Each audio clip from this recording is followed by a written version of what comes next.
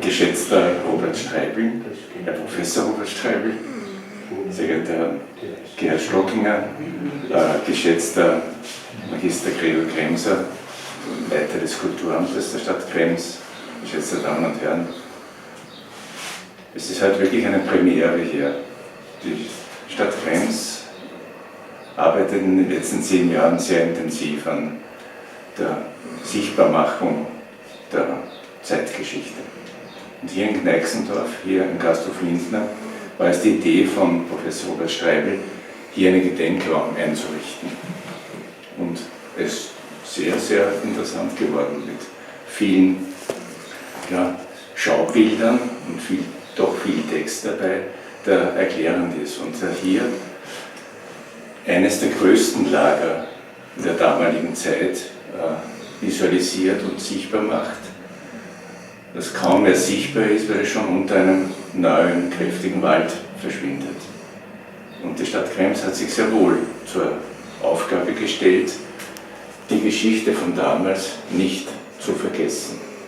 Unter anderem auch dadurch, dass wir sogar vorwissenschaftliche Arbeiten auspreisen und hier sehr gute Ergebnisse kriegen, unter anderem auch hier von der HLF etliche Beiträge zu diesem Stalag 17b bekommen haben.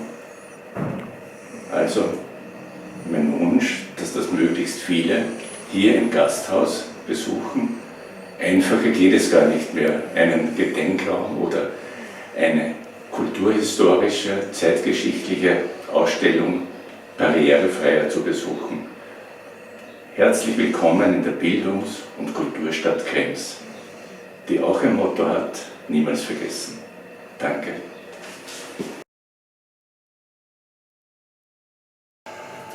Herzlich willkommen im Gasthaus Pfalzer in Gneixendorf. Grüß Gott. Bei uns im Gedenkraum kann man einen Blick in die Vergangenheit durch unser Fenster richten. In Gneixendorf befand sich in der Zeit des Nationalsozialismus in der ehemaligen Ostmark das größte Kriegsgefangenenlager. In Gneixendorf waren bis zu 60.000 Gefangene interniert im Kriegsgefangenenlager. Bis heute hat es hier in Gneixendorf kein richtiges Gedenken für dieses Lager gegeben.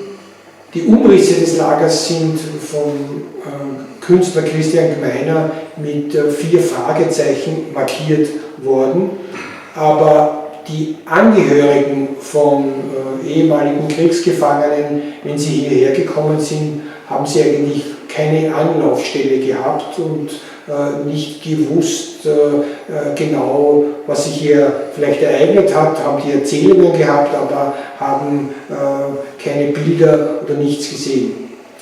Es war ein glückliches Zusammentreffen mit der Familie Lindner, als ich amerikanische Gäste hier durch das Lager geführt habe, und wir sind dann hier eingekehrt, und ich habe erwähnt, dass in diesem Gasthaus auch die Bewachungsmannschaft immer gefeiert oder getrunken hat. Und die Chefin des Hauses hat uns bedient und ich habe dann zu ihr so kurzhand gemeint, es wäre doch eine wunderbare Sache, wenn es hier in diesem Gasthaus einen Gedenkraum gibt. Dann könnten alle Besucherinnen und Besucher, die auf den Spuren ihrer Großväter oder ihrer Familienväter sind, hier auch sich genau informieren können, was hier geschehen ist.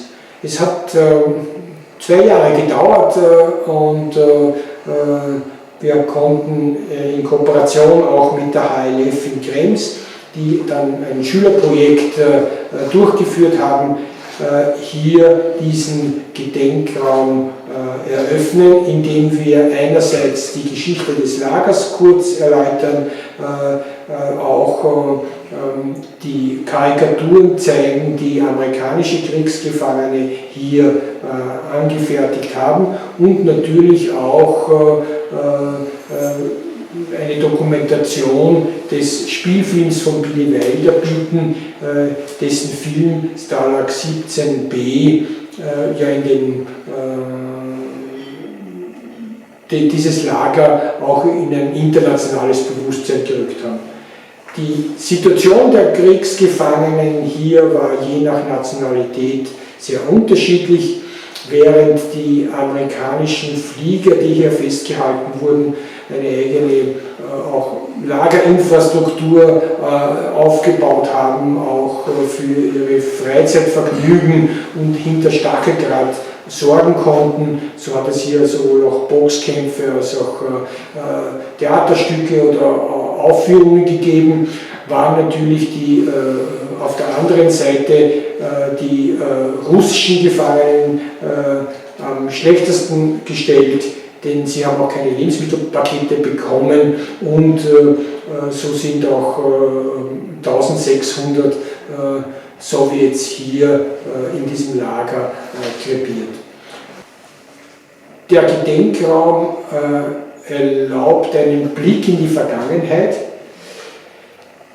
Die Vergangenheit ist aber nicht gänzlich zerstört, denn bis heute kann man in der Umgebung, in den Wäldern noch viele Überreste des ehemaligen militärischen Lagers hier sehen. Und es ist sicherlich ein Ziel von uns, dass dieses Areal unter Denkmalschutz gestellt wird, dass dieses Areal zugänglich gemacht wird, denn ich glaube, es gibt in Österreich nicht ein so geschlossenes, so großes Areal, wo man die Geschichte des Zweiten Weltkriegs selbst ergehen kann, und mit entsprechenden Hinweistafeln könnte hier ein eindringliches Denkmal auch gesetzt werden,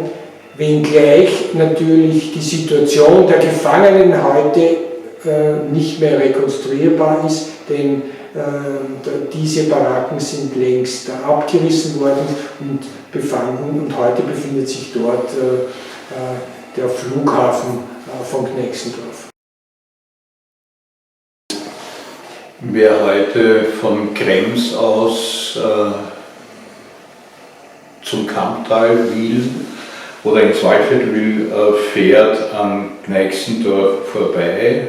Das heißt, genauer gesagt, fährt durch das alte Lagerareal. Und damit der Besuch dieses Gedenkraums nicht nur zufällig passiert, wird es auch Hinweistafeln geben. Eine Zusammenarbeit mit dem regionalen Tourismusverband ist ebenfalls angedacht. Und insgesamt zeigt dieses laufende Projekt, was durch Beharrlichkeit und einem entsprechenden auch politischen Rückgrat gemacht werden kann, mit relativ wenig Geld und einem hoffentlich guten Ergebnis.